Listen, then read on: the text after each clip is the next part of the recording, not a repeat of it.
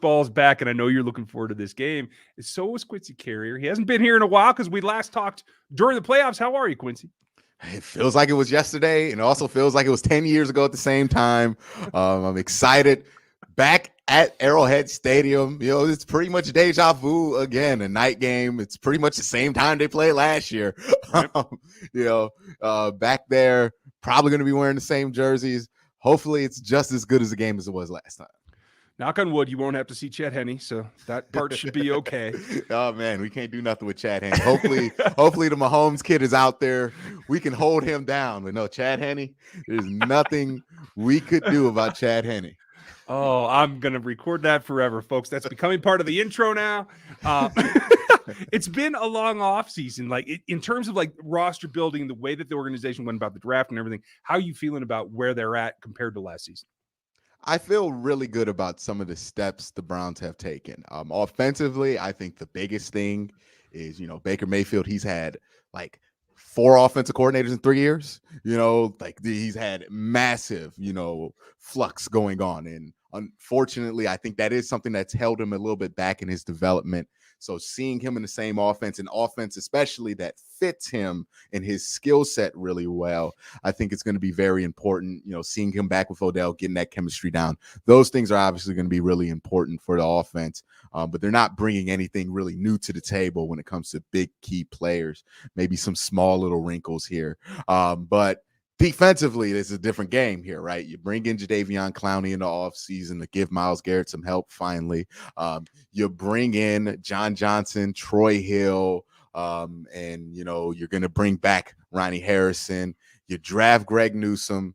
It was obvious what the focus was on, the defense, and not just the defense, the back 7. You draft JOK. Don't know how he falls to the second round. Still can't understand it. I know he's smaller, but I think people will question that one for the next 10 years on how he fell all the way to the second round. I thought he was the best linebacker before the draft. I had no idea that he would be available at 26. Right. Let alone 50 something. So, hey, we're going to talk about him probably sometime too. But yeah, it's that defense, right? The defense was not great last year. Even though they did play better than I expected them to against the Chiefs last year, they weren't a great unit. They had a lot of miscommunications, a lot of blown plays early in the year. And hopefully that's something that they fix. I mean, they brought in a lot of experienced guys who have had green dots. Anthony Walker, John Johnson caught the defense in L.A. Ronnie Harrison caught the defense out there in Jacksonville when he was over there. So now you have 3 guys who used to call the plays. Hopefully that fixes the communication stuff that we saw from last year. And, hey, you're going to find out week 1 because you have miscommunication. Well, you will see Tyreek Hill in the end zone. So, that's something that will happen. The Chiefs are very good at taking advantage of those situations. Hopefully he's learned to stop backflipping and stuff like that. I don't think that's going to happen. So we'll see. But for me, it's about that duel back and forth. And we all know what Mahomes is. And we know that the Chiefs have gone through this process to try to bolster everything for him. Whereas the defense has been the focus in Cleveland. Protecting Mahomes is the priority number 1 in Kansas City. So for me, it becomes that quarterback duel. And so obviously OBJ being back is a big deal. But like you said with Baker, this feels to me like everything that I read and watch about Cleveland, it seems like it's taking the pressure off Baker some as well, in that the defense should be better. I think healthy Nick Chubb and Kareem Hunt have to help him as well. Like, is this finally where he can just settle in and run his offense and maybe not feel the pressure to keep up with Mahomes? I think the biggest thing for him in his development, and if you just seen at the beginning of the year, he wasn't as good as he was at the end, right? Of the last games that he had, I think after about week 6, after that Cincinnati game, he took a dramatic jump in his Pro Football Focus grades, his QBRs, whatever advanced metric you want to look at. He had a tremendous jump in his level of play. And I think the biggest thing for him was comfort with the offensive line, comfort with the offense, comfort knowing that he can pull the trigger in a tight window and the offense isn't going to collapse on him. Unfortunately, when Freddie Kitchens was here, a lot of bad designs, a lot of just poor coaching outright that put him in a bad position to throw 20 interceptions. That made him look bad. That made him a little bit more hesitant when he came into 2020 in just pulling the trigger and being that gunslinger that we saw him at Oklahoma and even in his rookie year. And I think that comfort, right, that command of the offense, knowing what to expect, knowing on option plays where to go with the ball, where his wide receivers are going to go with the ball, having that chemistry down with Odell, and both players kind of knowing what to expect with each other. I think the biggest thing that the injury to Odell last year kind of gave both these guys was, I think Odell kind of came into Cleveland thinking, hey, I'm going to make Baker Mayfield better. And I think Baker thought Odell was here to make me look better. And there was always this friction about who's driving the boat there, right? I think now you can see that, hey, look, Odell understands Baker's a really good quarterback. Baker knows what Odell can do, and they're going to work with each other a lot easier. And you kind of saw that it worked with each other in the offseason. So hopefully some of those like friction, not really friction because they like each other personally. It's more or less not knowing the chemistry about what Odell likes to do, where he likes to get the ball, and where he likes to cut against certain defenses, and where Baker likes to do and what he likes to do with that. I think those things were going to be the most important. I think, again, just being able to have another offseason, finally being able to carry over an offense into year two. This is something that Lamar Jackson has had the privilege of having. Josh Allen has had all these guys in that draft that we have talked about in the MVP conversation. They have had that luxury, and it was in that second year where they did kind of take that next step with their offensive coordinators into that MVP conversation. Now, will Baker Mayfield get there? I don't know. I don't think he has a style of play that in the Patrick Mahomes era where, he's going to be throwing 5,000 yards, 50-something touchdowns with like maybe 8 interceptions.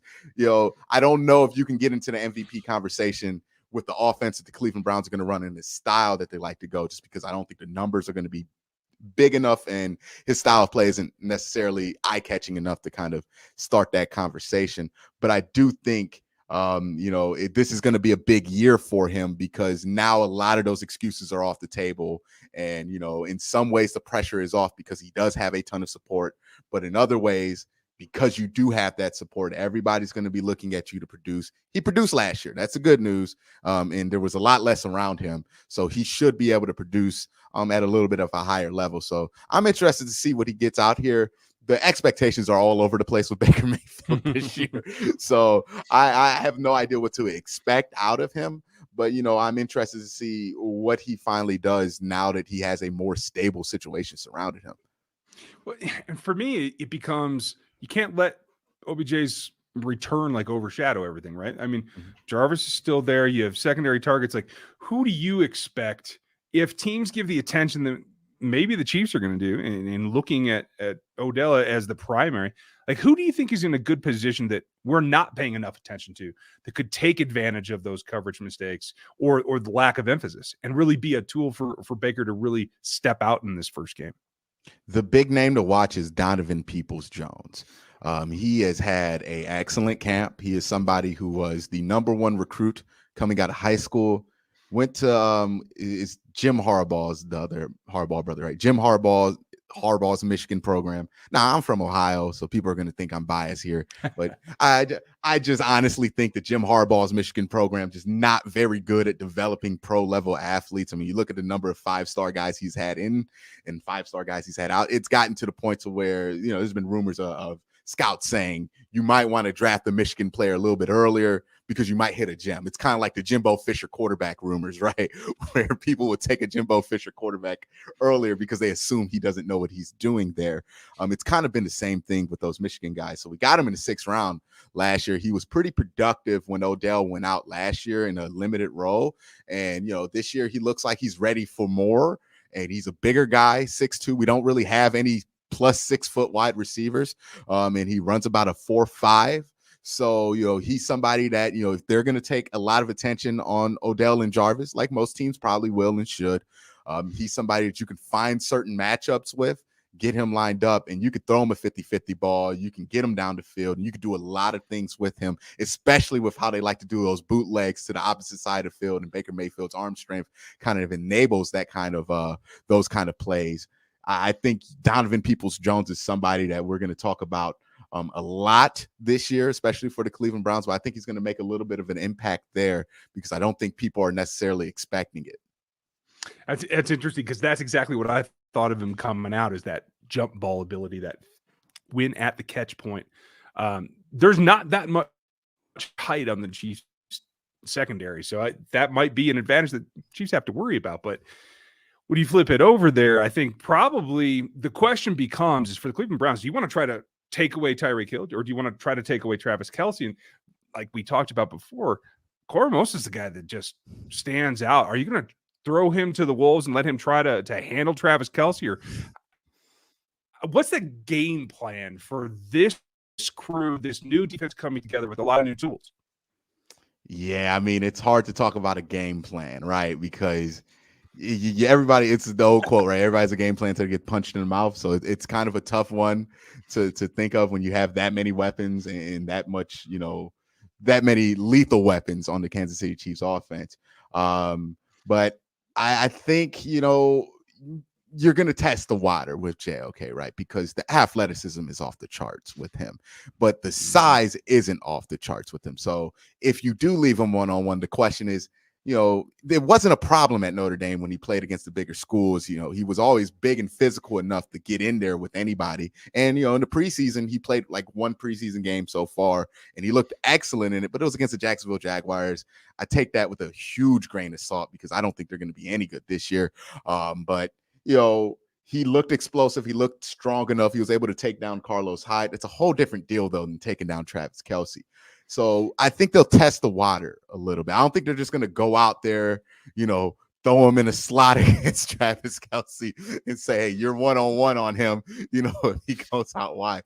Because I just don't know if they trust that he's strong enough to be in there. But in some select, underneath situations, I think they can feel confident with him out there. The way the coaching staff has talked about using JOK is they want to be real cautious in the first year. They don't want to Swiss Army knife him and put him across the field because they want him to learn one position, do it well. And that's going to be the will linebacker side. So he's definitely going to run into Travis Kelce. He's definitely going to have to cover Travis Kelce at points of this game because it's a lot better than putting Sione Takitaki on him, who's a great run defender, not the guy you want on Travis Kelce. We found that out the hard way.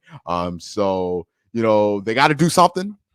And, I think that's probably going to include a lot of JOK. I honestly think they're going to probably try to put John Johnson and try to have him kind of be the guy that takes on Travis Kelce more often than it is going to be, one of the linebackers, just because he has that experience and he is a, more physical guy, and it's not his first NFL game. So right.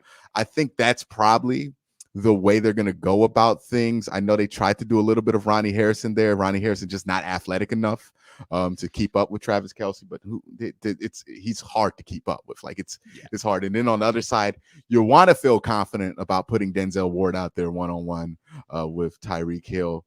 But, Denzel Ward can bite on some of those underneath or with the double moves that Tyreek does so well. And that's death, right? If you do it against Tyreek Hill, you're not catching up with him. You're not stopping him before he gets to the end zone. So I'm real interested to see what Joe Woods comes up with. I'm just going to assume he's going to throw as many DBs out there as possible and take whatever losses he takes in the run game.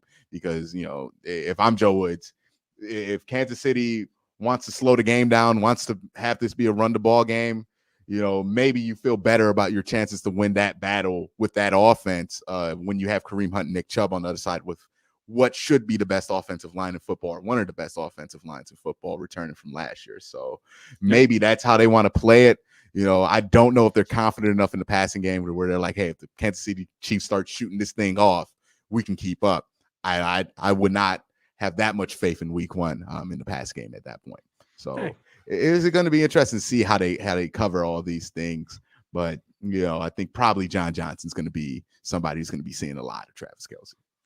So for me, that pick your poison, right? But if you're going to run, especially if you're going to run dime behind that front, where maybe you can try to shadow some things, to try to take away both, alternate doubles or whatever. But from the Chiefs' point of view, the thing that makes that scary is what slowed Patrick down was processing against changing coverage, especially doubles deep, and allowing the front to get them. And like you mentioned, Clowney now joins this. And with so many rookies on this offensive line, particularly at right tackle, I got to think that Myles Garrett's going to line up over there most of the day. And I wonder if they're going to feel that they need to run scheme with maybe Clowney and Garrett together. Is that something that you could see them doing? Oh, they're going to do a lot with that pair. I think that they're not showing right now. I expect maybe some plays where Clowney's just going to be a down blitzer as a linebacker, coming downhill on that with maybe a Malik Jackson on the inside, kind of covering both those gaps. So I think they're going to do a lot with Clowney inside, having them both together. And also, one of the key things they did this offseason, the Cleveland Browns did, was acquiring versatility on the defense, right? When I talk about the defense being bad, they were good at like two things last year, right? They could stop outside zone runs and they could be good against select passing attacks, right? And that's why they were able to be so good against like the Tennessee Titans or the Pittsburgh Steelers at times, because they could stop those two things well. But whenever it became an adjustment or somebody who could bring a little, like Lamar, he changes the whole game with how he can move, then everything falls out of place. People start losing where they're at, and Lamar ends up throwing a touchdown fresh out the toilet. So that's what they focused on, was a lot of versatility, right? You talk about JOK, he can play literally anywhere on the field that you want him to. He's a very good blitzer. He's somebody who can be out there in coverage. He's somebody you can have out there against select players as a DB, essentially, right? He wears 28. He's going to look like a defensive back. And then John Johnson, somebody who's played linebacking snaps, ton of linebacker snaps and with the Rams. Troy Hill, somebody who can go inside, outside as a corner. Same thing they're doing with Greg Newsome. Grant Delpit, somebody who could figure into this whenever he's ready to play. Ronnie Harrison, somebody who also is very versatile. So a lot of guys who they can just put on the line of scrimmage and have them kind of be flat out there in a little bit of a UFO look. And then once the play gets snapped, you don't know who's going where. So they might try to do something like that. I don't know what their confidence is in a package like that, because they haven't had any of these starters out there during the preseason, really. Okay. So I don't know if they're just going to be confident doing that out the gate, or they're going to wait till later in the season against the division opponents to kind of pull that stuff out. But I would expect a lot of trickery with where guys are lining up, what position you would expect them to play versus what they're actually going to be doing. They're going to be doing a ton of that because they acquired a ton of versatility, and it seemed like a very intentional thing that Andrew Berry and Joe Woods were trying to put together there. And I generally like that approach. I'm impressed with Berry to this point. How do you feel about his work progress? I feel pretty good about him. He took over for John Dorsey, and John Dorsey's always a tough guy to take over because he doesn't do some things well, but he does draft very well. Like that's one thing where you have to tip the cap to him. I mean, you draft Patrick Mahomes, and we were talking about Sam Darnold or Josh Rosen, for number one. He went with Baker Mayfield. That wasn't a popular decision at the time, and it ended up being one of the right answers in that draft, right? There were three right answers: Josh Allen, Lamar Jackson, him. He ended up being one of those right answers. So John Dorsey, and he also got Denzel Ward in that draft too. So, and Nick Chubb in that draft. Like, incredible draft, that 2018 draft for John Dorsey. He's had other great drafts, and it's just when you replace him, people are worried. Like, man, he brought in a lot of talent, got Jarvis Landry in here, traded for Odell Beckham. Get rid of him because he decided to die on Freddie Kitchens Hill. He does weird things with coaches. You guys are familiar with his shaky history with coaches for whatever reason it is. And we were worried with Andrew Berry because Andrew Berry was also technically pro personnel GM for the Cleveland Browns when they were awful under Sachi Brown, but he didn't have that much control. He comes here, he had a really good first draft, and I think he had an even better second draft. Some of these guys that are popping up for the Cleveland Browns that I think are actually going to be pretty productive. You're talking about Donovan Peoples-Jones, a 6th-round pick.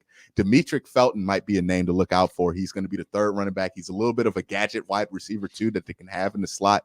Browns love to do that thing. I'm pretty sure Chiefs do it as well, where they start with a running back in a backfield and they check him out and he goes all the way out wide. So they're definitely going to do some of those looks with Kareem Hunt and Demetric Felton. So that's going to be interesting to see. A 6th-round pick already kind of getting in there. We talked about JOK, 2nd round. Greg Newsome has been playing well so far in camp. So I feel pretty good about the drafts that Andrew Berry has been putting together, and I think quiet as kept.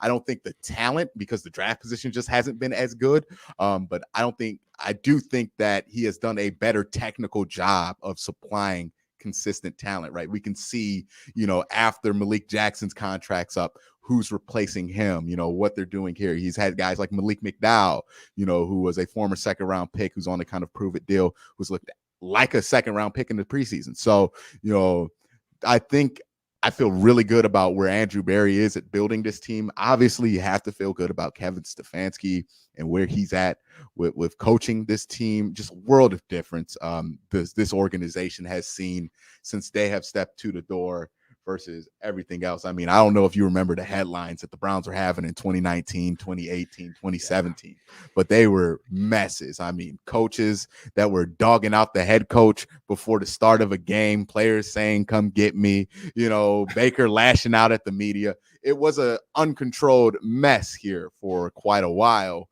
And it was really crescendoing in 2019. Kevin Stefanski really came in a chaotic situation. All the precautions that we had to take because of the virus, and really turned around a good team. And it looks like it's going to be it's the same boat, it's the same leadership, it's the same vibe from last year. So hey, that's a good sign. That's not something we've seen here in Cleveland in quite a while. Stability, and it's just nice to see it, nice to have it, and nice to be able to look forward to it. Yeah, and it allows you to get off and get on the page. So I think this is going to be a really great matchup to start the season. And I'm going to guess that this isn't the last time these two teams are going to see each other this season. So I know that we'll get a chance to talk again. But for right now, you guys got to check out Quincy and everything that he does. Where's the easiest way to get all the rest of your content?